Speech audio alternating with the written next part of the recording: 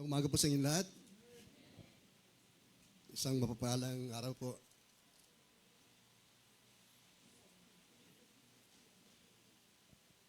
Okay, tayo po yung muling tumayot at basahin po natin ating siping talata na ating pong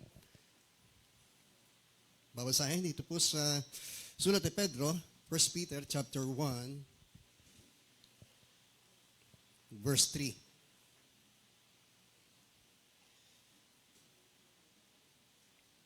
Unang Pedro, chapter 1, verse 3, babasahin ko lang po, iliyam mo sundan po ang sinasabi na salita ng Diyos, isang buhay na pag-asa. Pasalamatan natin ang Diyos sa tama ng ating Panginoong Hesukristo. Dahil sa laki ng habag niya sa atin, tayo'y binigyan niya ng isang panibagong buhay, isang magitan ng muling pagkabuhay ni Hesukristo. Ito ang nagbigay sa atin ng isang buhay na pag-asa na magmamana tayo ng kayamanang di masisira, walang kapintasan, di kukupas, na inihanda ng Diyos sa langit para sa inyo. Sa pamagitan ng inyong pananampalataya, iniingatan kayo ng kapangyarihan ng Diyos habang hinihintay ninyo ang kaligtasang nakahandang ihayag sa katapusan ng panahon. Ito'y dapat ninyong ikagalak kahit na maaari magdanas muna kayo ng iba't ibang pagsubok sa loob ng maikling panahon. Ang ginto ay, bagamat nasisira, ay pinadadaan sa apoy upang malaman kung talagang dalisay. Gayun din naman ang inyong pananampalataya na higit na mahalaga kaysa ginto ay sinusubok upang malaman kung ito'y talagang tapat. Sa gayon, kayo'y papupurihan, dadakilain, at pararangalan sa araw na mahayag si Hesukristo. Okay, tayo po muli ay dumako sa panalangin. Ama, muli po kami nagpupurit, nagpapasalamat sa biyaya ng araw pong ito, Panginoon, sa buhay ng bawat iyong mga anak. Salamat po na may masilayang muli, Panginoon, ang kagandahan ng iyong mga nilikha, Panginoon. At salamat din sa pagkakataon, pribileyo na kami po ay makapanambahan sa iyo sa lugar na ito. Hinihiling po namin, minsan pa ang iyong pagbabasbas sa iyong mga salita, ayan po ito yung patuloy na maging epektibo, makapangyarihan, Panginoon, at patuloy itong gumawa ng pagbabago sa aming mga buhay, Panginoon. At para sa iyo, ikaluluwalhati, kami po ay patuloy po niyong ibaba at kayo naman po ay patuloy po naming maitaas. Sa mga oras na ito, nagkakatiwala po namin sa iyo ang aming mga puso, Panginoon, na maging handa ito sa pagsisidla ng binhi ng iyong mga salita sa pangalan po ng iyong pong anak na si Jesus na aming Panginoon at aming pong tagapagligtas. Amen, amen. Sige po, tayo po'y makakaupo na muli. Today is first Sunday of the month of April. Ano po? Sineselebrate din ng halos buong mundo ang Resurrection Sunday na ito. Okay? Pero sa agaan ng ating mananampalataya na higit naging mas malalim, no, yung atin nung pagdiriwang na ito sapagkat hindi lamang sa ganang itong panahon natin ito pinagdiriwang, kundi sa bawat araw ng buhay ho natin. Amen. Sapagkat ito ang nagdulot sa atin, gaya ng ating nabasa, na malaking pag-asa natin. Ano po, hindi lamang sa buhay na ating inilaan ng Diyos para po sa atin sa kanyang kaharian, kundi yung pagbabagong lubos na nais ng Diyos na atin humaranasan. Purihin po ang Panginoon. So, ang pagkabuhay na muli ng ating Panginoong Kristo ay napakahalaga sa atin, no, natin ng mananampalataya sapagkat may mga mahalagang spiritual na implikasyon po ito sa atin. Ano po?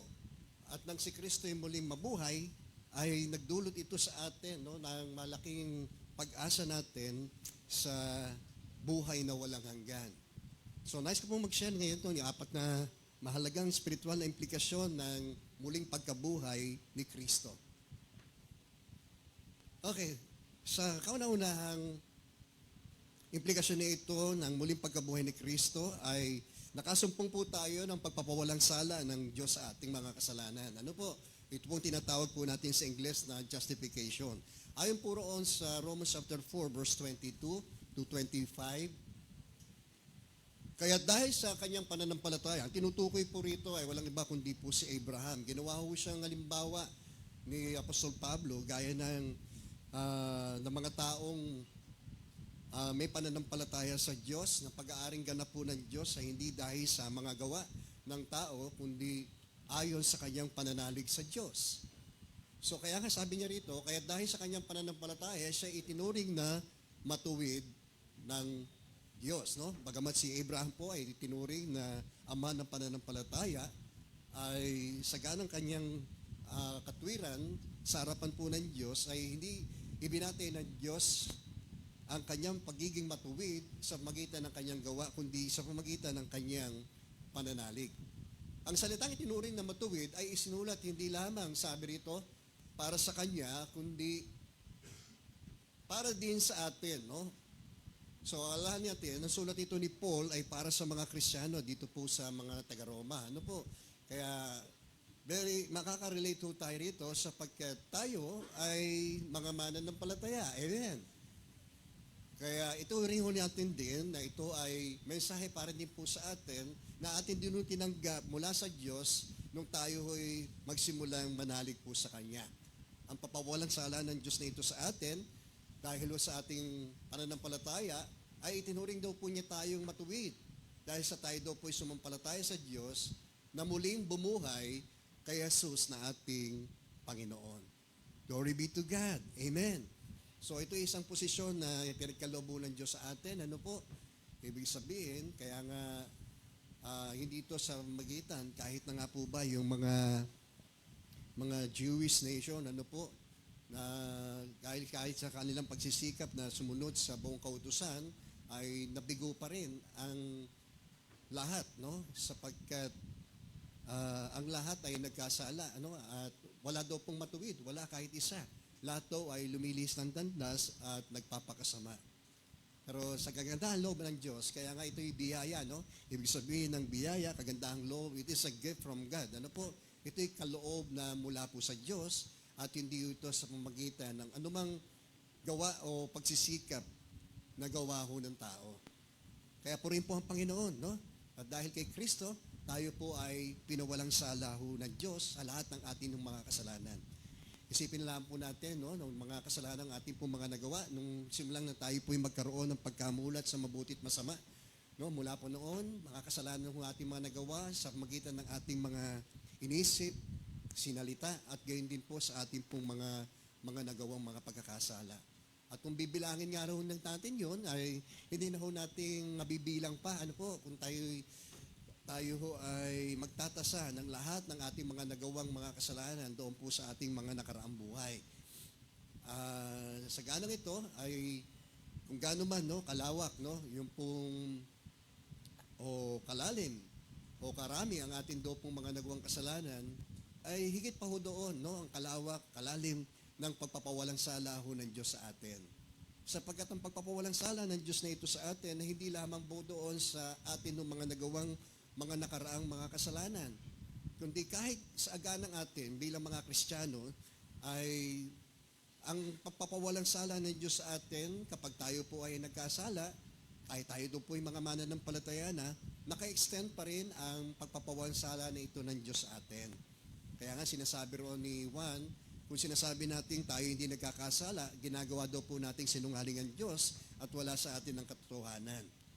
Kaya nga kung ito daw po ay ating ipapahayag sa Diyos, tayo'y makakaasa na tayo'y kanyang pawawalang sala at tayo'y makakaasa ng kanyang pagpapatawad sa atin ng mga kasalanan. No? Kaya doon sa chapter 2, ng 1 John chapter 2, sinasabi niya, isinusulot ko ito mga kapatid upang hindi kayo magkasala. No? Pero kung sakaling kayo magkasala, meron tayong tagapamagitan sa Diyos at ito'y walang iba kundi ang ating Panginoong Yesus. Amen. Amen. So sa ganang atin ngayon, yan ang opisina ng ating, isa sa mga halagang opisina ho ng ating Panginoong Yesus sa atin, na siya'y namamagitan sa atin sa Diyos. Okay? Kaya sa panahon na tayo po'y nagkakamali at nagkakasala, tayo po'y inudyukan na humingi ng tawad sa Diyos, makakaasa po tayo na tayo po ay patatawarin ng Diyos. No? Nawa ay maging mataimtim din naman at yung hangarin na iwanan, talikuran, ang mga kasalanang nagagawa pa rin po natin ang siyang dapat maging layon ng ating pong paghiling ng pagpapawalang sala ng Diyos sa atin. Amen. So sa ganang din, no, yung sinasabi nga ng Biblia rin, hindi pa man natin nagagawa ang mga pagkakasalang gagawin po natin sa darating, ay yung extension ng pagpapawalang sala ng Diyos na ito sa atin ay nakaabot ho sa atin. Gayon ho kalawak ang habag ng Diyos na ito sa atin ng mga mananampalataya. Kaya may dahilan ho tayo para magpasalamat, magpuri sa Diyos.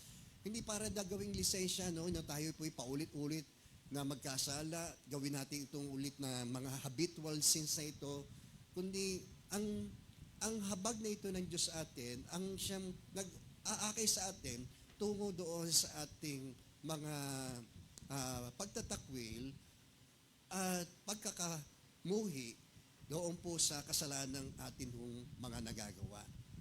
Dapat gano'n na rin ang ating saloobin, no? With regards doon sa mga kasalanang patuloy pa rin at maaari po nating nagagawang mga kasalanan. Andiyan po ba kayo?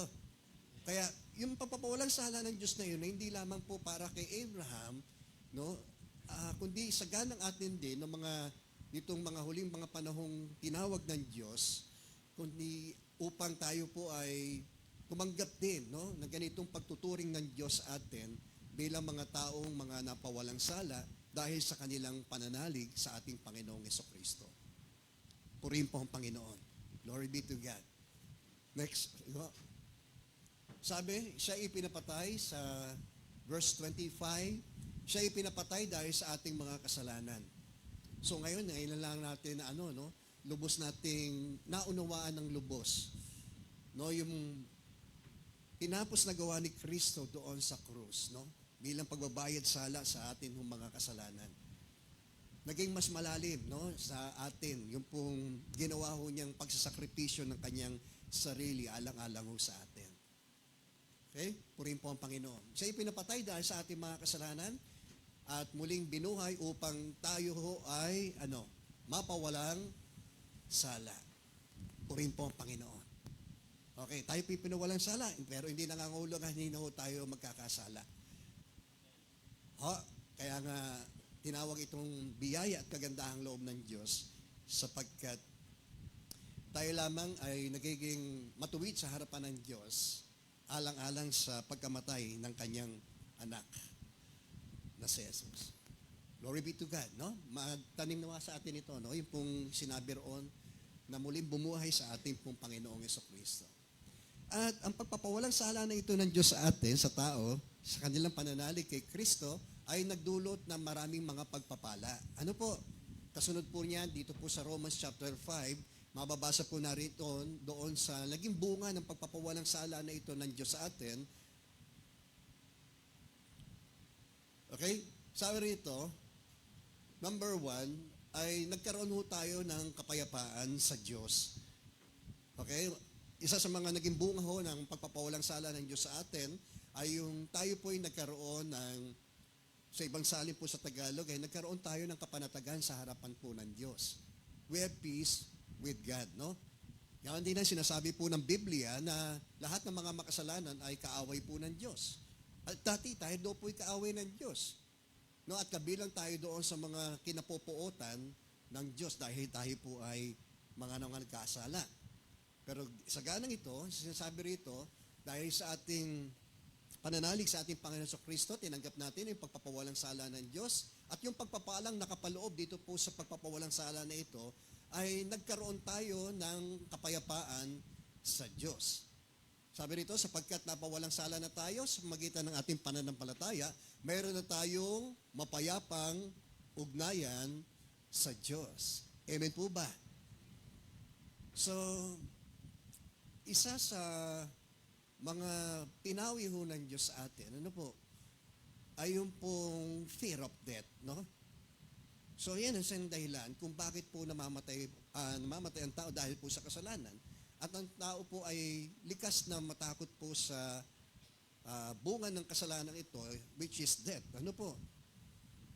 Alam nyo, yung suma total ng lahat ng kinatatakutan ng tao ay nakapaloob dito po sa iisang bagay pong ito pong kamatayan. Di po ba? Lahat ng phobia, di po ba? Sabi natin, may hydrophobia, natatakot sa tubig. Di po ba? Natatakot siguro siyang malunod. Di ba?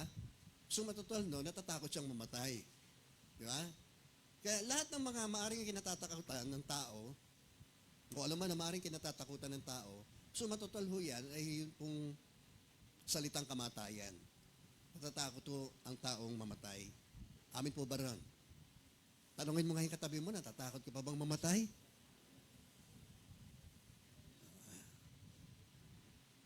Ngayon, kung sa ganang ito, sa likas ng ating pagkatao, syempre kahit tayo naging mananampalataya na, alam natin tayo may katiyakan ng pagliligtas ng Diyos. So somehow, bilang minsan na pa rin tayo yung takot ng kamatayan. Ito po yan. No, real talk lang ho tayo. Di ba? Isang dumarating din sa atin na natatakot tayong mamatay. Lalo na pagka may mga senyales na sa atin ng mga katawan, no? Na tila bagang lahat tayo nag-iisip, no? Meron lang sumakit ng konti sa ating katawan para bagang tingin natin, malala na. Di po ba? Lalo na yung mga matatanda, di po ba? Minsan ganun, di ba? So, gayon pa man, no? Pinapawi ng ating pag-asa sa Panginoon ang takot natin sa kamatayan. Ito ay assurance, yung sinasabi sa atin dito ng salita ng Diyos na ang isa sa mga pagpapalang dinulot ng pagpapawalang sala ng Diyos na ito sa atin ay nagkaroon tayo ng kapanatagan sa harapan po ng Diyos. Okay, man is afraid of death. Totoo po yan, no? Sapagkat ang lahat ay nagkasala at ang lahat ng kabayaran ng kasalanan ay kamatayan, no? Kamatayang pisikal, spiritual, at gayon din eternal, no? Kapag ang tao ay namatay sa kanyang kasalanan at patay siya sa spiritual, mamamatay ho siya ng walang hanggan. So, kung meron mahigit na dapat po paghandaan ang tao ay yung kanyang pagharap po sa Diyos. Sapagkat tayo po, bawat isa ay haharap sa hukuman ng Panginoon. Amen? Tayo na mga believers ay haharap din tayo sa hukuman ni Kristo. Gaya na kanyang sinasabi doon sa Ikalawang Korinto, chapter 5, verse 10. Bawat isa ay harap sa hukuman ni Kristo at tatanggap tayo ng kaukulang ganti sa lahat ng ating pong mga ginawa nung tayo nabubuhay pa sa daigdig na ito. Amen. No, seryosohin natin, no, ang ating buhay Kristiyano. Okay? So, ano pa ang isang mahalagang bagay na pinawi ho ng Diyos sa atin? Hindi lang ho yung fear of death, kundi yung guilt, di po ba? Tayo po ay pinawi doon sa sumbat ng budi na ito na tayo po ay napatunayang nangagkasala sa Diyos. So, ibig sabihin, dahil tayo pinawalang sala, no, yung guilt atin ay pinawi ho ng Diyos, no? At binigyan tayo ng assurance na tayo ay pinawalang sala na ng Diyos sa atin mga kasalanan. Glory be to God. Amen. Kaya sabi rito, mayroon na tayong mapayapang ugnayan sa Diyos sa pamagitan ng ating Panginoong Jesucristo. Kahit anumang oras, no? Dahil sa tayo ay walang iniwan yan, di ba? Tayo may kaaway, di po ba? Umiiwas tayo doon sa ating kaaway. Di ba? Lalo't kung tayo po ang naging dahilan, no, ng pag-aaway na yon, na nangangamba tayo at natatakot po tayong gumanti ho siya sa atin. Di po ba? Kaya maaaring natatakot tayong siya'y atin humiling makakaharap, makatagpo, at isipin natin gaganti siya sa atin. Okay? Pero ilarawan natin na kung may isang taong namagitan po sa atin, no, doon po sa ating doon sa ating nakaaway, at tayo pinagkasundo niya. So, doon sa bagay na yon ay natitiyak natin kung merong naging magandang pagkakasunduan, ay hindi na tayo matatakot muli, no? Kapag tayo po ay nagkitang muli sa ilang lugar, sapagkat may assurance na tayo na hindi na niya tayo gagantihan.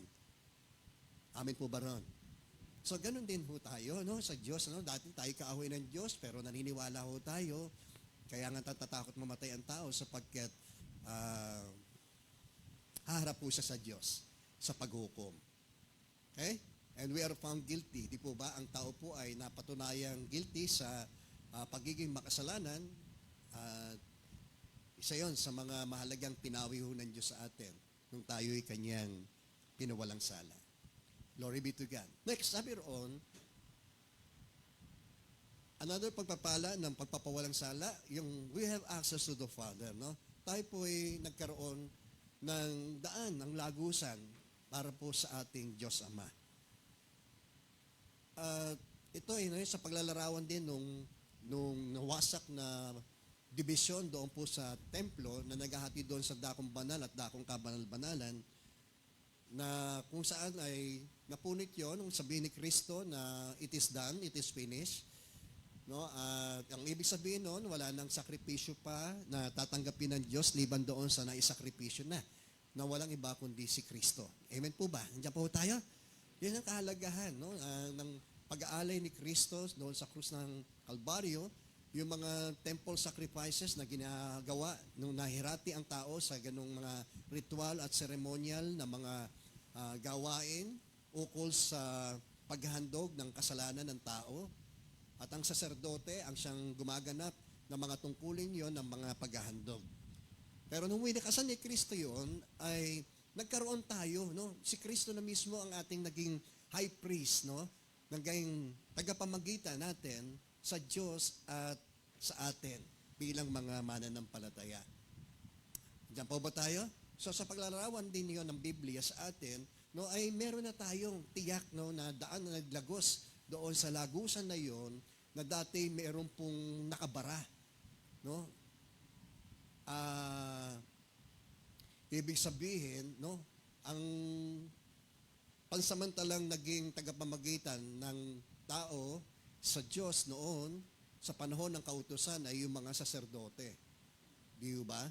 Pero sa ganang atin ngayon, dahil yun ay tinapos na ni Kristo, wala nang handog pang o maghahandog pa liban doon sa naihandog na, at siyang naghandog mismo at nag-alay ng kanyang sarili upang maganap niya yung kanyang isa sa mahalagang posisyong ginanap ni Kristo, yung kanyang pagiging saserdote, dakilang saserdote. So alam natin, mayroon itong tatlong mahalagang posisyon na ginanap ni Kristo. Una, yung kanyang pagiging propeta. No? Pangalawa, yung kanyang pagiging hari. At pangatlo, itong kanyang pagiging dakilang saserdote. Okay? Sabi rin ng Hebrews, no? Tayo may dakilang saserdote na naroon sa luklukan ng ating Diyos, at tayo'y makakalapit, no? Kaya tayo inihimok na wag tayo mag-atulbiling lumapit sa trono ng habag ng Diyos, at doon ay kakamta natin yung kalingat habag ng Diyos sa panahong ito'y ating kailangan. It's just a prayer away. Amen po ba? Yun yung kagandahan na yun eh. No, nagkaroon tayo ng direktang access doon na pwede tayong dumulog sa Diyos anytime, anywhere, kung nasaan man tayo, ano man ang ating sitwasyon, tayo'y ganun lamang kalayo sa Diyos natin. Purihin po ang Panginoon. Tingin niyo po yun, sa pagitan ng pananampalataya kay Kristo, Hesus Kristo, tinatamasa natin yung kagandahang loob ng Diyos na yun. Tingin niyo po yun. Dati, para natin, tayo mga, lalo yung sa religious background natin, sa mga Katoliko, di po ba? Hindi tayo pwedeng mangumunyon nang hindi ho tayo nangungumpisal, di po ba? Kailangan nating gawin yon na mangumpisal muna bago tayo magkaroon ng karapatan, no? Na makapag Santa Cena, kung tawagin namin, no? Makapong komunyon.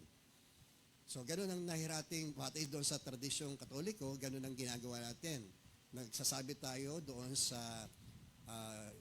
pare na ukol doon sa ating kasalanan, at yun ay tutumbasan niya ng ilang mga panalangin dapat nating panalangin ayon doon sa dami ng ating ikinumpisal na kasalanan doon sa pare.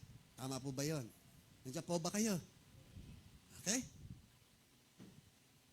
So, whereas, ito yung tinatamasa natin, no? Hindi na nating kailangan pang bumatay ayon doon sa tradisyong ginagawa po ng tao. Pag sinabi nating tradisyon, gawa, pamamaraan ng tao. Ano po? Yan. Pag sinabi natin ng mga biblikal, pamamaraan at gawa ng Diyos. Okay po? Ganun lang kasimple yun. Ganun lang pagkakaiba po noon. Kaya tayo yung mga tinuturing ng mga Bible-believing Christians, no? Ang Biblia ang ating saligan ng ating paniniwala. At ito yung saligan din ng mga aral, turo na kung saan magtuturo sa atin ng daan, no, ng pagkamatuwid, sa daan ng matuwid na landas. No, kaya nga ito'y magagamit natin sa pag-akay sa matuwid na pamumuhay. Okay? Sa pagpapabulaan sa mga maling aral at mga doktrina na nahirati tayo sa ganung uri ng mga tradisyon na mula sa mga aral at turo ng tao. Okay po? Nandiyan po kayo? So, hindi ito'y pamumula. Ito'y pagsahayag lamang ng mga katotohanan sinasabi po ng Biblia, yung paraan kung paano po tayo hihingi ng tawad sa Diyos kapag tayo po ay nagkasala. At isang pribilehiyo ito, no? Isipin natin, tayo may nagkagawa ng kasalanan. Hindi na tatakbo pa ng panahon para tayo po humingi ng tawad. At lalapit tayo doon sa tao na idudulog natin yung mga kasalanan na nagawa ho natin. Ito ho, direkta na ho tayong pwedeng dumulog sa Diyos na sabihin natin, magpakumbaba tayo at hilingin natin ang pagpapawalang sala ng Diyos sa atin at makakaasaw naman tayong patatawarin tayo ng Diyos. Diba? Amen. Amen. Glory be to God. So, isa sa mga pagpapala po na tinanggap ng pagpapawalang sala sa atin ng Diyos ay yung we have access to the Father. Bilang tayo nagkaroon ng kapanatagan, kundi nagkaroon tayo ng daan ng lagusan upang tayo po ay makaharap po sa Kanya. Pangatlo, we have a glorious hope. Amen. No? Ayon doon sa Romans chapter 5 verse 2. At tayo daw po ay nagagalak dahil sa pag-asang ito, tayo'y makakabahagi sa Kanyang kaluwalhatian. Glory be to God. Amen. Alam niyo, yung lubos na pagluwalhati ng Diyos sa atin, na Kanyang mga anak, di po ba? Yun yung tinatawag nating future glorification ng mga anak ng Diyos. Binangkitin ho yun sa Romans chapter 8, na kung saan, no, na tayo sa nakaraan, tayo ay pinawalang sala ng Diyos. Sa kasalukuyan, tayo naman po ay pinapaging banal ng Diyos. We are sanctified by Christ. Amen po ba? Tayo ay patuloy ang tinatawag nating proseso ng sanctification, no? In the past, no, yung po tayo po ay justify, yung tinatawag nating justification. In the present, we are being sanctified. Yung proseso naman ng sanctification, pinapaging banal tayo ng Diyos. Amen. Okay? At yung sa darating, yung sinatawag nating future, ay yung tayo naman daw po ay nakatakdang duwalhatiin ng Diyos sa darating. Okay? Iyon ay lubos tayong palalayain dito sa ganang ating mga likas ng ating hong pagiging makasalanan. Alam nyo kasi hindi tayo aangkop. Itong katawan ho nating ito, hindi tayo pwedeng umangkop doon sa kaharian ng Diyos. Ano po? Wala hong pwedeng pumasok po roon. Amen. Diyan pa ho tayo. Okay, mamaya, anin natin yon with regards doon sa yung ating pag-asa sa muling pagkabuhay. At tayo nagagalak, no? Isa ito na nadagdag pa doon sa pagpapala ng papapawalang sala ng Diyos sa atin. Nagkaroon tayo ng isang maluwalhating pag-asa na ito. Amen. So, may tayo kung sino mang meron pong dahilan para magalak, magpuri sa Diyos, tayo po yun. Tayo na mga tumanggap ng mga kagandahang loob dito ng Diyos sa atin. Di mo? Dalawa na naman klase ng tao sa mundo eh. No? Isang may pag-asa at isang wala.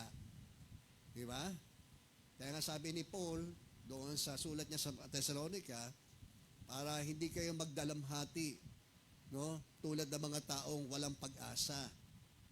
Dahil doon sa mga namayapa na, sapagkat merong pag-asang dulot ang pagpapawalang sala na ito ng Diyos sa atin. Okay po? Amen. At tayo nagagalak dahil sa pag-asang tayo ay makakabahagi sa Kanyang kaluwalhatian. Another blessing of justification. Sige po.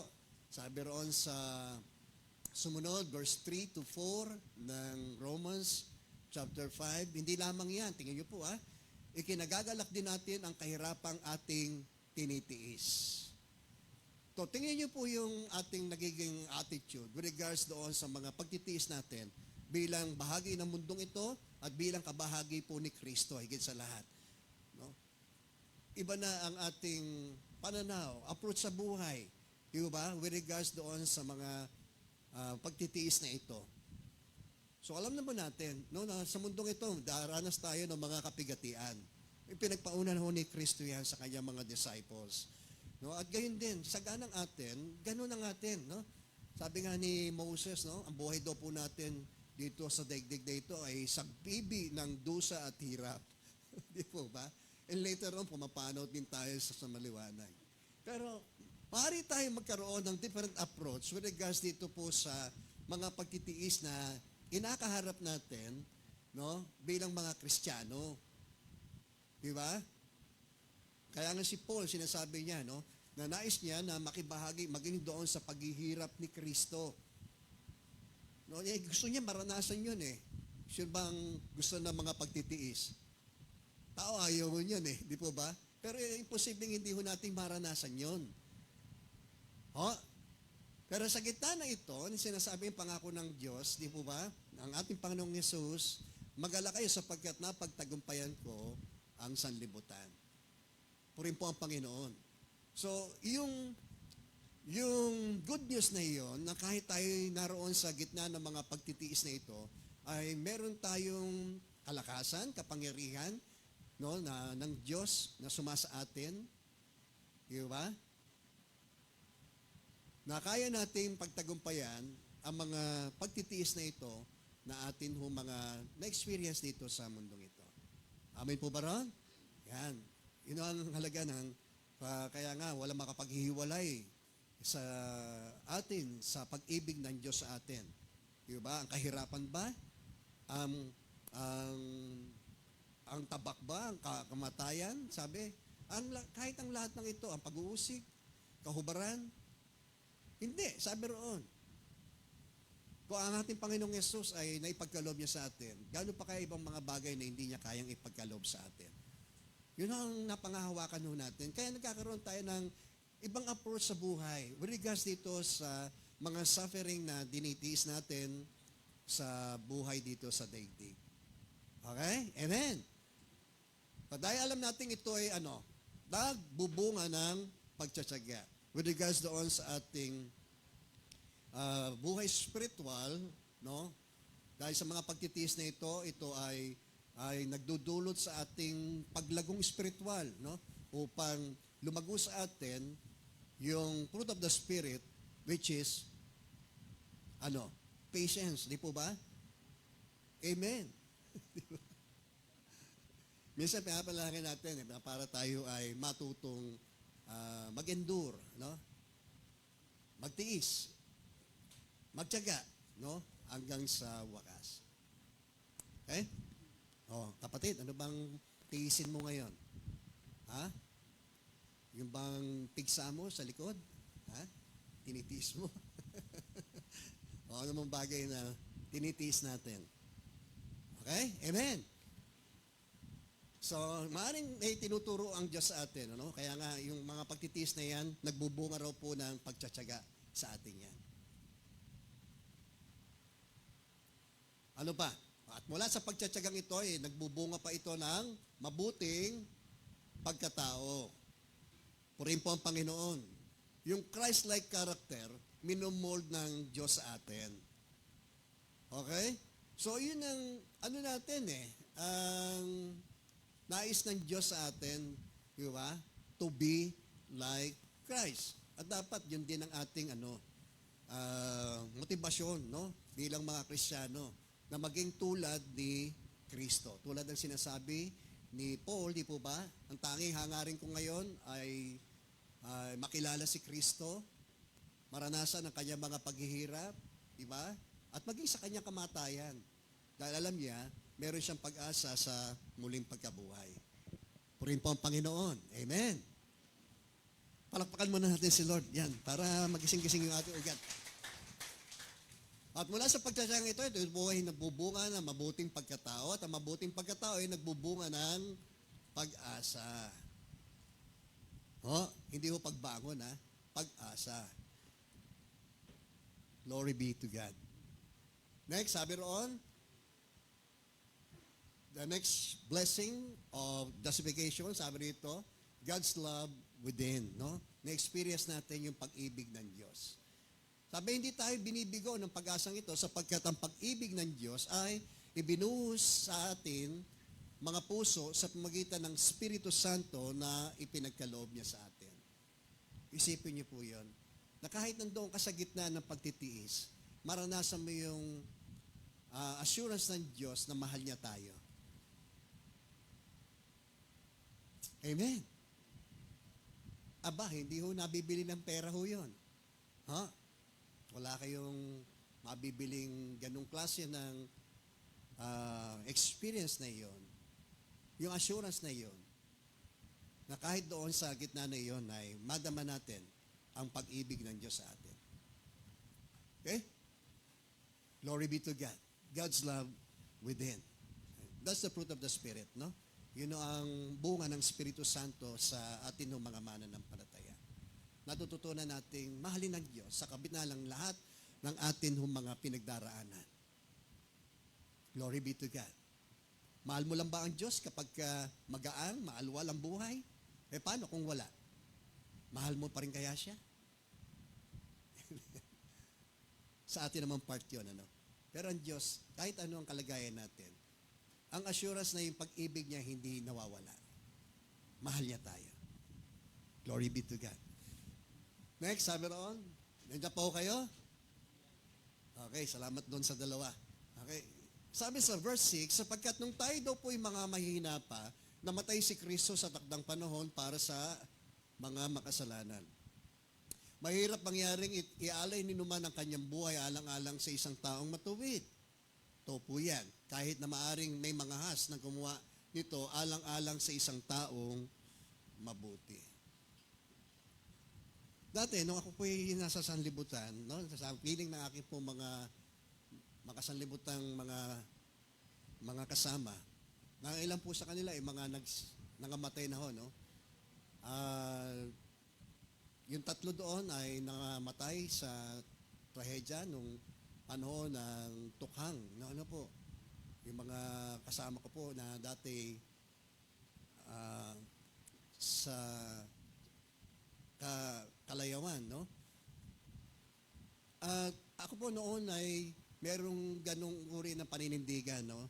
Na handa kong mag-alay ng aking buhay para sa kanila, no? At yun ako pa nga, handa akong pumatay at handa akong mamatay para sa kanila. No, kahit wala sila sa katwiran, no, ay kaya kong ibuwis yung buhay ko para sa kanila. Ganun ko sila ganun ko sila yung concern ko sa kanila. Kaya may mga karanasan po ako na ginawa ko po yung aking paninindigan na yon at napatunayan nilang kaya kong gawin yung sinasabi kong yon sa kanila. So sa ganang ito, no, maaaring yung pag-alay ng Diyos atin ay kahit nung mga nagawa natin mga kasalanan, no? Kahit nang tayo wala talaga sa katwiran na ginawa natin yung mga kasalanan pong iyon, pero minahal tayo ng Diyos sa kabila ng lahat ng iyon. Kaya pagpapadama ng pag-ibig sa Diyos talaga, no? Kaya nung siya nandoon si Jesus ay isang senaryo na sa gospel na siya ay napunta roon sa bahay ni Simong Pariseo. Ano po? Doon ay merong gate crusher na babae na kung saan ay pinuhusan niya ng pabango yung paa ng ating Panginoong Jesucristo. Okay? Nagalit yung mga Pariseo, bilang si Simon, at sinabi na kung nalalaman lamang nito, kung siya talagang propeta, alam niya kung anong klaseng babae itong babaeng ito. Okay? Alam ni Jesus yung sa loobin ng mga ito. Kaya nagbigay siya ng paglalarawan ukol doon sa taong nagkaroon ng pagkakautang na ganito lamang kaliitang halaga, samantalang yung isa ay mas malaki. Pero kapwa sila nakiusap doon sa kanyang pinagkakautangan, kapwa sila pinatawad. sa kanilang mga pagkakautang. Ngayon, tinanong niya si Simon, no? Ang mga grupo ng mga Pariseo, sa tingin mo, sino ang higit na magmamahal doon sa nagpatawad doon sa kanilang pagkakautang? Yung pinatawad sa maliit na halaga o doon sa mas malaking halaga? Sagot ka agad siya syempre, doon sa mas malaking halaga. Ganon din ang ipinakita ng babaeng ito.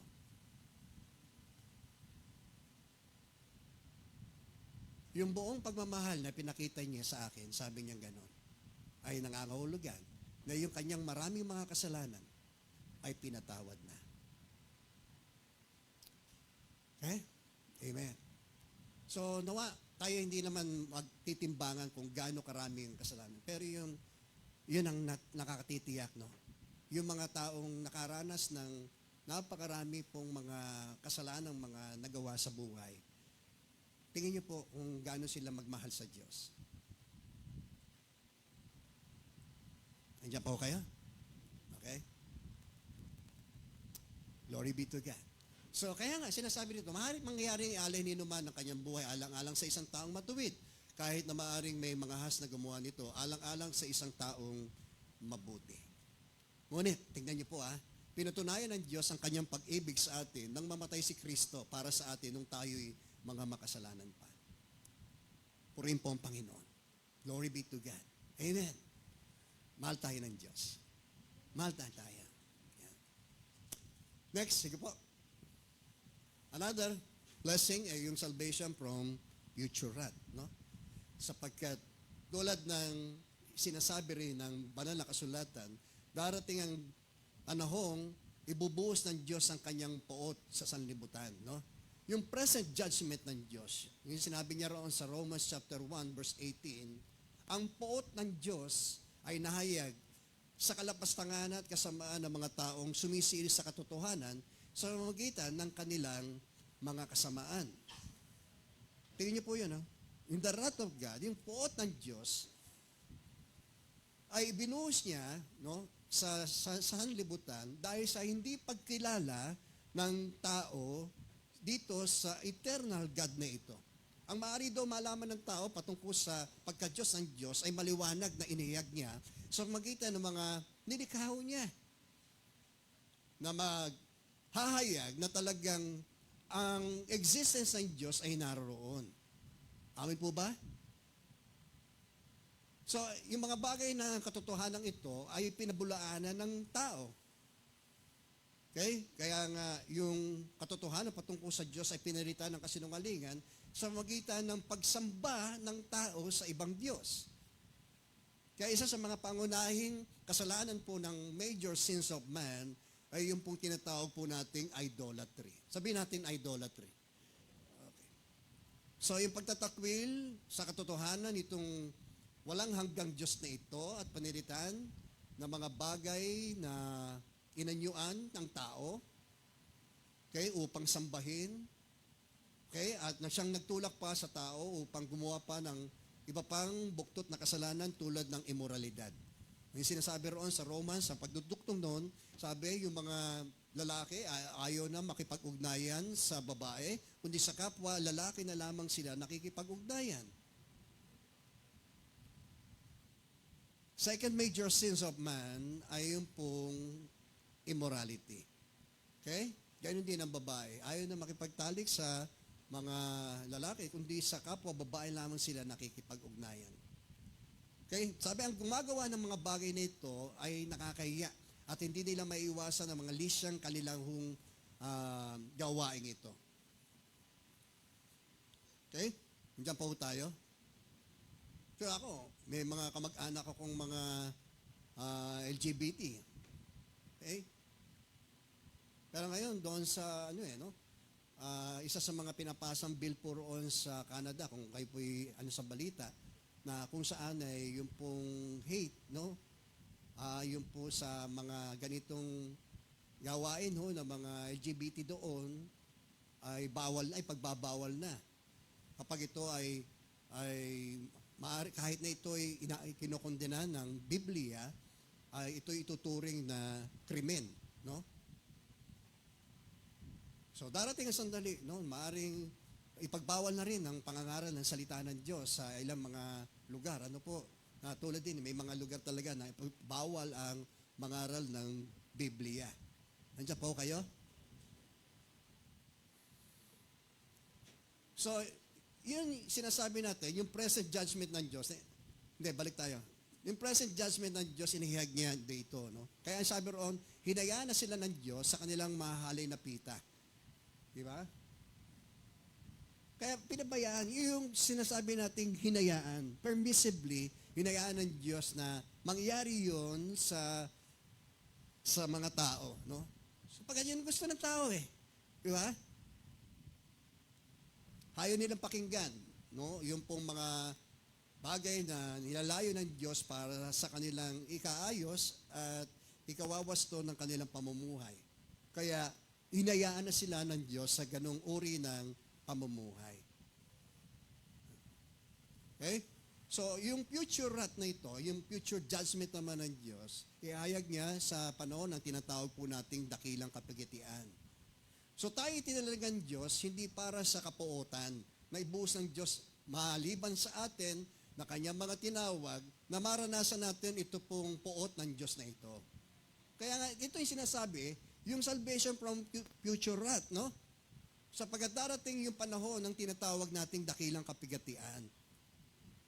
At doon ibubuhos ng Diyos yung kanyang puot sa sanlibutan. Okay? At yamang sa pamagitan ng kanyang dugo, tingnan niyo po tayo ngayon na napawalang sala, ay lalong tiyak na maliligtas tayo sa puot ng Diyos. Amen! So tayo tinalaga ng Diyos upang maligtas, hindi maranasan natin ito pong puot ng Diyos na ito na ibubuhos niya dito sa sanlibutan. At gagamitin niya ang Antikristo. No? Yun ho, ang ating pong maaasahan, darating po yun, pero ang ating pong inaasahan, higit sa pag-asa natin sa Panginoon, na bago dumating itong panahon ng dakilang kapigatian, tayo po ay kukunin na ni Kristo. Amen!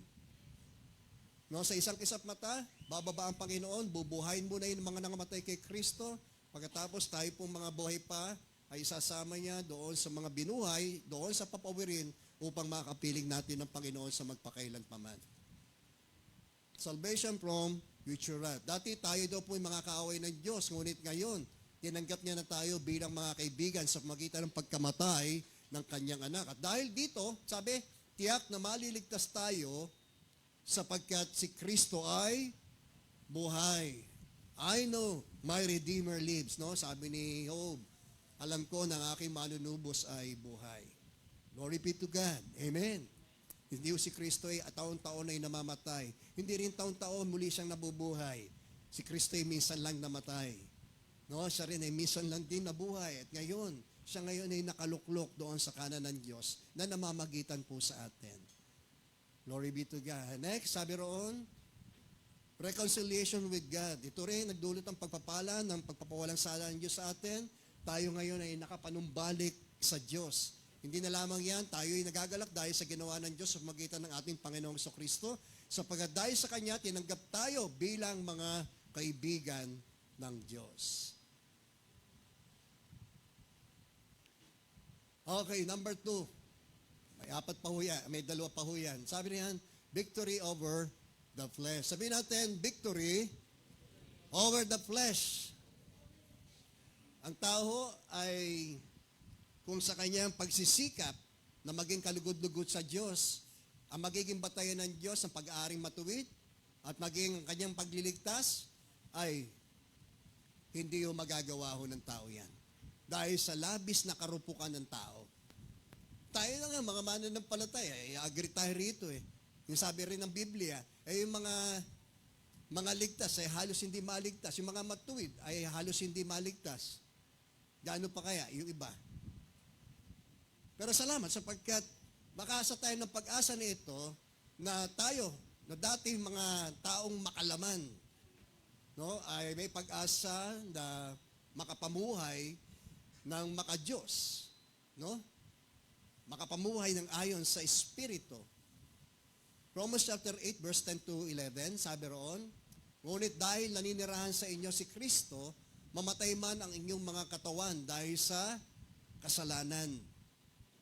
Okay? Yung sinabi rin ni Paul, hindi makakaila yung mga gawa ng laman.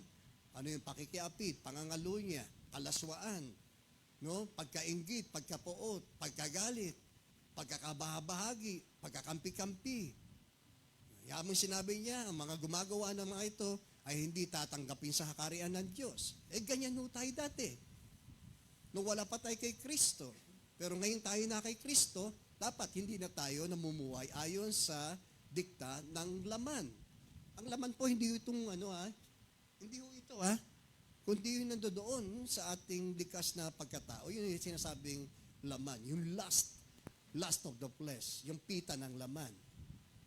Amen.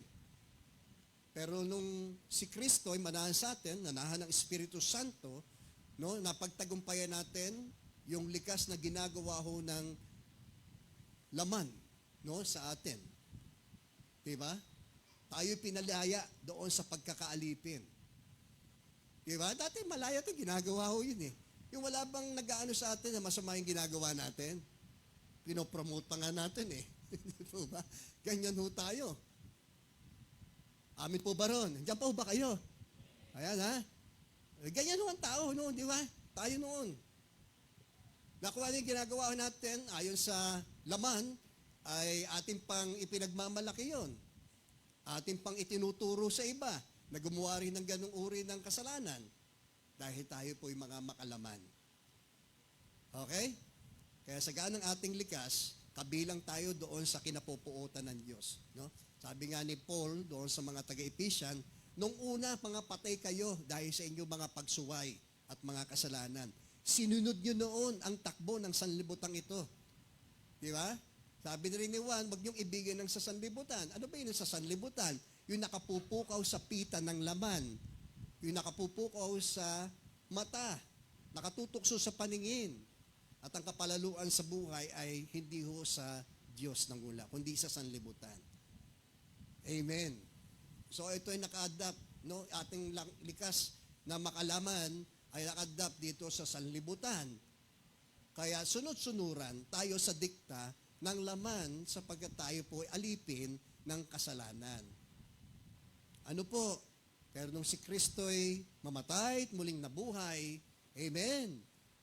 At dahil sa ating pagsampalataya sa Kanya, pinalaya tayo ni Kristo doon sa pagkaaliping iyon. No? At tayo'y biniyayaan niya ng buhay sa magitan ng Espiritu Santo. Kaya nga, in between, doon sa flesh at doon sa spirit, no, ay may pagkakataon na tayong mabuhay ayon sa Espiritu. Nagkakaintindihan ba tayo? Yeah. Kaya nga, meron ng pagtatalo, paglalaban-laban doon sa ating loob ng pagkatao. Yung dating pagkatao at yung bagong pagkatao na ibinigay ng Diyos sa atin sa pamamagitan ni Kristo. Kaya nga, sabi, mamatay man ang inyong mga katawan dahil sa mga kasalanan. Kasi nakakagawa pa rin tayo ng mali. Maski ayaw mo magagalit, minsan nagagalit tayo. Minsan kahit ayaw mo mag-isip ng masama sa kapwa mo, nakapag-iisip ka. Di ba? Kaya sinabi rin ni Paul dito sa Romans chapter 7, no, yung mga bagay na gusto kong gawin, na alam kong mabuti, hindi ko nagagawa. At yung masamang hindi ko ibig, ang siya kong nagagawa. Ay sino magliligtas sa akin sa kabagabag na kalagayang ito? Okay? The good news is, sinabi niya rin, ang ating Panginoong Jesucristo. Okay? Natulad din niya, tayo, si Kristo yung maging tao, tinukso siya sa lahat ng paraan, pero hindi ho siya nagkasala. Kaya nga, kung si Kristo ay sumasa atin, no, ay meron tayong pag-asa na tayo po ay makapananagumpay, makapananaig sa atin hong mga laman. Okay? Sa ating mga likas. Kaya hindi na kasi tayo alipin eh. Dati kasi alipin tayo, sunod-sunuran tayo doon. Sabi, alipin tayo ng mga bagay na atin hong sinusunod. Yun, yung pita ng laman. Kaya doon tayo sumusunod. Di ba? Kami nga, kahit ano yung sabihin niya, bilin mo ako, eh, talagang bibilin mo na eh. Dahil alipin ka ng kasalanan yun eh. Magiinuman kami, kahit ipapangutang, makainom lang. Isa ninanakaw pa namin yung iinumin namin doon sa tindahan. Dinadakot ng isang barkada ko, inaabot na gano'n, no? Kasi alipin ang kasalanan eh. Di po ba? Hinahanap-hanap ng ating likas. Hindi nyo maano kapag kaalipin ng tao ng isang kasalanan eh. Amen. Amen po ba? Amen. Okay. Bagamat, okay, tayo pa rin, no? Hindi man yung mga ganong gawi ay ginagawa pa rin natin ngayon, pero may ibang mga gawa ng laman pa rin natin na ating pong nagagawa.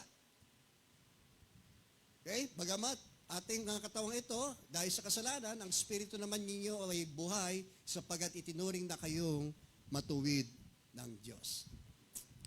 Glory be to God. Kaya nga tayo'y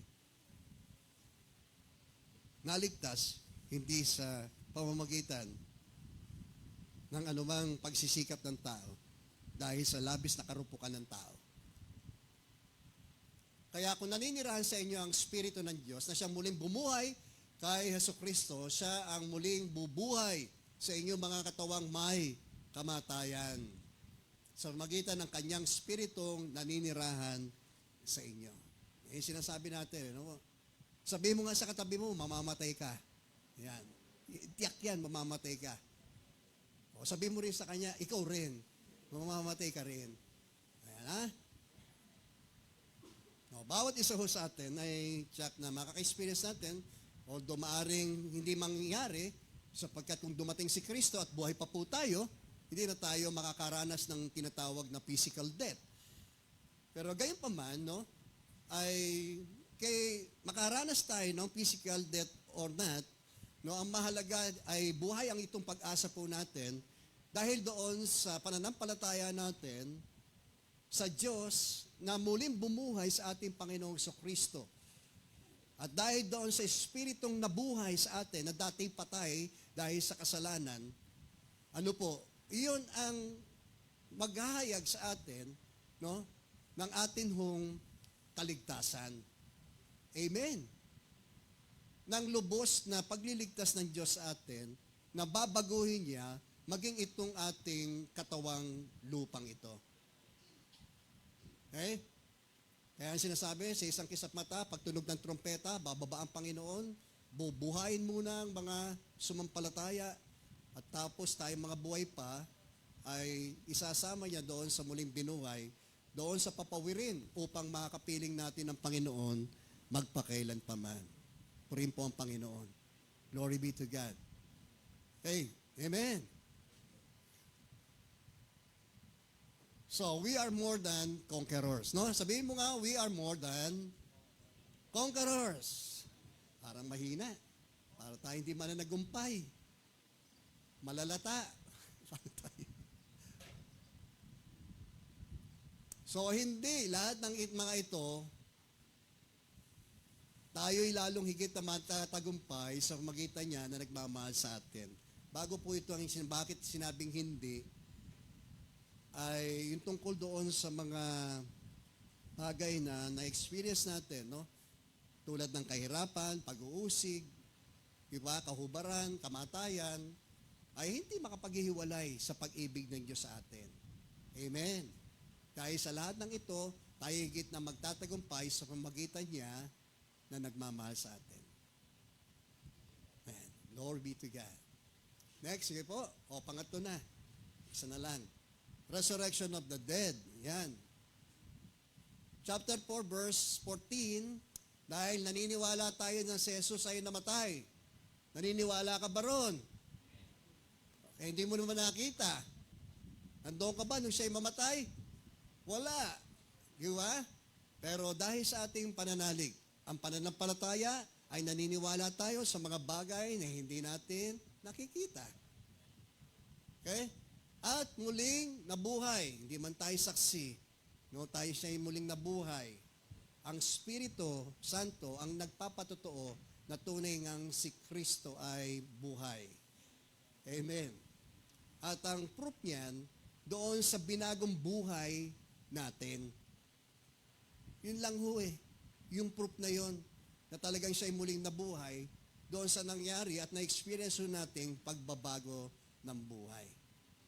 Okay? Naniniwala din tayong bubuhayin din ng Diyos upang isama kay Jesus ang lahat ng mga namatay na sumampalataya sa Kanya.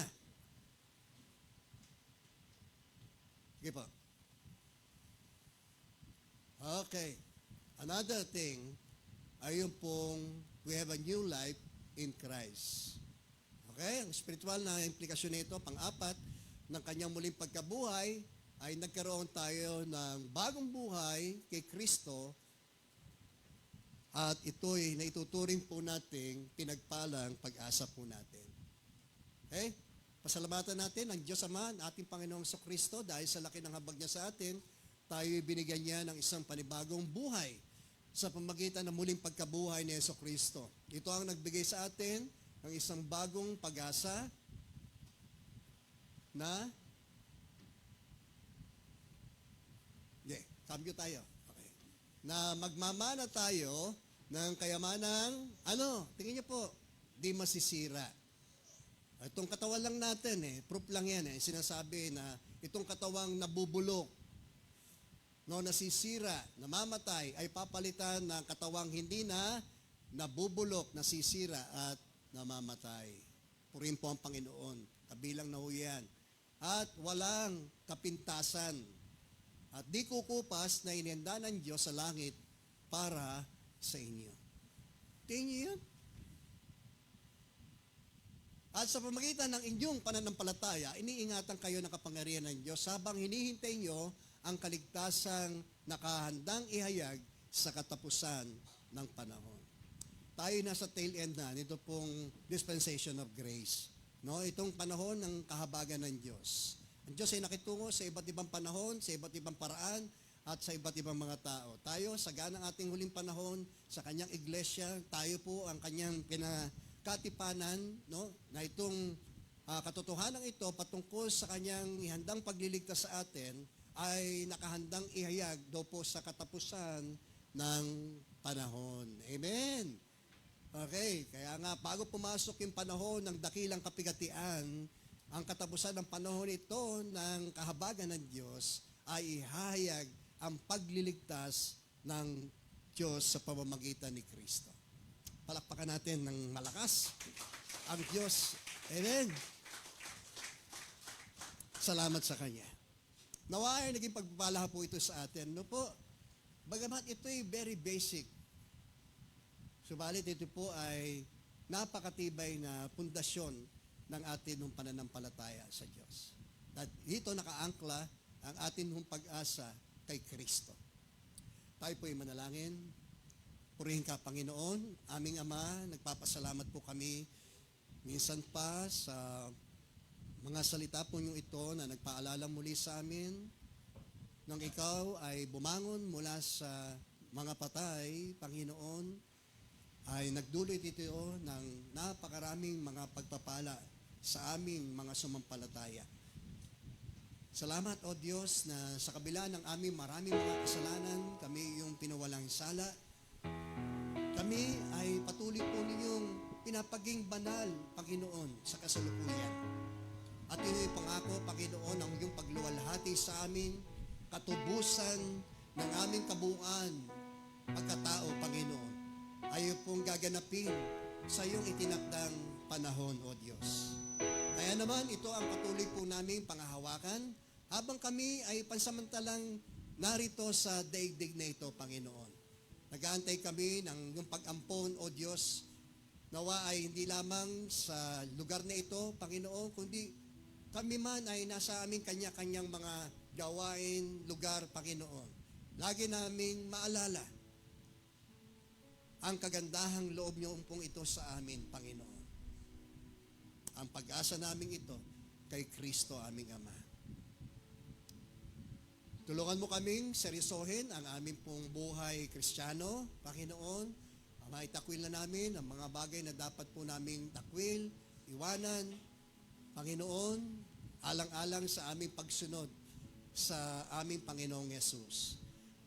Tulungan po niyo kami sa aming patuloy na mga kahinaan na nagdadala sa amin sa pagkakasala. Patuloy po niyo kami gaya ng aming napakinggan, Panginoon.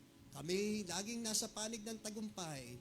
We can do all things. We can do all things through Christ na siyang nagpapalakas at nagbibigay kalakasan sa amin, Panginoon. Purihin ka, Panginoon, at nawa, O Diyos, ay hindi lamang sa isip namin natanim ang mga bagay na ito, kundi doon sa pinakamalalim na bahagi ng aming puso, Panginoon. Nang sa gayon, mabuhay patuloy itong pag-asa namin ito, Panginoon, habang kami naghihintay ng iyong pag-ampon sa amin, Panginoon. Pinupuri ka namin, niluluwalhati ka namin minsan pa sa ngalan po ng iyong pong anak na si Jesus, na aming Panginoon at aming pong tagapagligtas. Amen. Amen.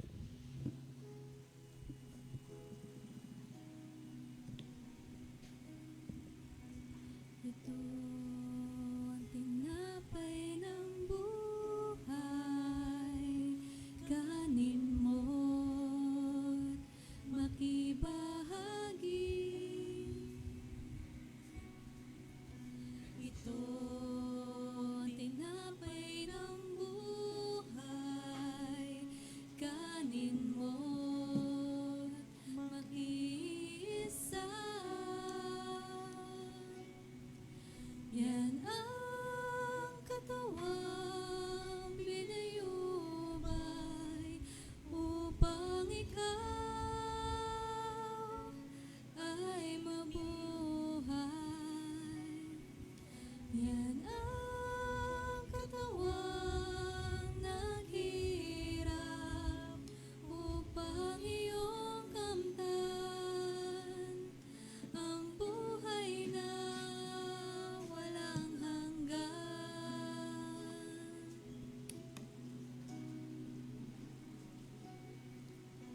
Ito ang saro ng bagong tipan, inumin mo't makibahagi. Ito ang saro ng bagong tipan, inumin mo't makisa. Yan ang dugong dumanak upang ikaw ay luminis.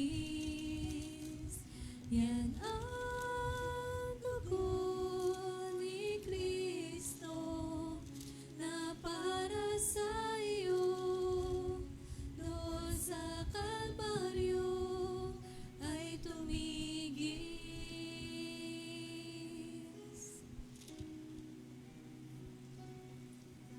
Ito ang tinapay ng buhay. Ito ang saro ng bagong tipan. Yan ang katawang binayubay. Ito ang dugong tumigis. Ito ang aking patunay. Ako'y kasama niyang namatay. Ito ang aking ipahahayag na magbabalik si Jesus na buhay. Okay, nais ko pong muli basahin ito ang sinasabi ukol sa banal na hapunan, sapagkat ito ang turo na tinanggap ko mula sa Panginoon at ibinibigay ko naman sa inyo. Nung gabing siya ay pagkanulo, ang Panginoong Yesus ay dumampot ng tinapay, nagpasalamat at pinagpirapersayon at sinabi, ito ang aking katawan na inihahandog para sa inyo. Gawin niyo ito bilang pag-alaala sa akin. So nais ko pong ulitin muli yon. Matanim nawa sa atin. Gawin niyo ito bilang pag-alaala sa akin, sabi ni Jesus. Matapos magapunan, dumampot din naman ang kopa at sinabi, ang kopang ito, ang bagong tipan na pinagtitibay ng aking dugo. Na tuwing inumin niyo ito, gawin niyo ito bilang pag-alaala sa akin. Sapagkat tuwing kakain kayo ng tinapay na ito at iinom sa kopang ito, ay ipinapahayag ninyo ang kamatayan ng Panginoon hanggang sa kanyang muling pagparito. Okay, kaya ang sino mang kumakain ng tinapay at umiinom sa kopa ng Panginoon sa paraang hindi nararapat, ay nagkakasala sa katawan at dugo ng Panginoon. Kaya dapat siyasatin ng taong kanyang sarili bago siya kumain ng tinapay at uminom sa kopa. Sapagkat ang sino mang kumakain at umiinom ng hindi niya kinikilala ang kahalagahan ng katawan ng Panginoon ay kumakain at umiinom ng kahatulan laban sa kanyang sarili. Okay. Tayo pong lahat ay tumayo.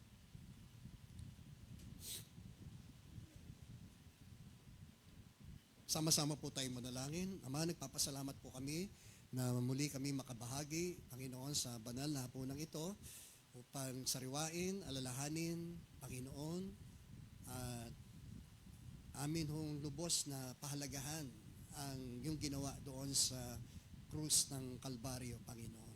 Salamat sa pag-aalay ng iyong buhay, alang-alang po sa aming mga kasalanan. Sino nga po ba kami para ito pong lingapin, Panginoon? Pero dahil sa pag-ibig, Panginoon, ay ipinagkaloob po niyo ang iyong buhay alang-alang po sa amin.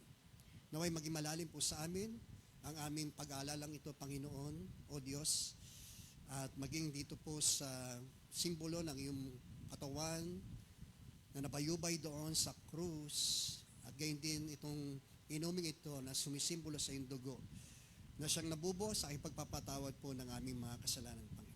Kami yun ang pinawalan sala, Panginoon. Lubusan nawa, Panginoon, kami tumalikod, mag-iwan ng aming makasalanang buhay at pamumuhay, Panginoon. Marami pong salamat, Panginoon. Gawin mo kami karapat-dapat na tumanggap ng mga bagay pong ito, tinuturing po naming banal, Panginoon. Muli, para sa iyong kaluwalhatian, kami po ay patuloy na nagbabalik dito sa iyo sa pangalan ni Jesus. Amen. Sabay-sabay po natin kainin. Sabay-sabay po natin inumin.